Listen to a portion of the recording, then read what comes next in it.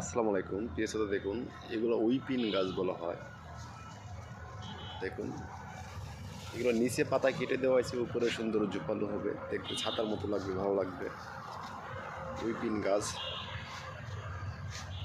এগুলো উইপিন গাছ আমাদের কাছে ছোটো এবং বড় সব ধরনের রয়েছে। উইপিন গাছগুলো দেখতে মাশাআল্লাহ অনেক সুন্দর হয়। দেখুন, নিচে এগুলো চাইনিজ টগর ফুল গাছ।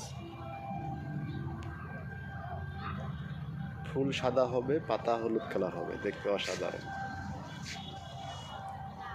এগুলো ফক্সটেল পাম, বড় গাছ।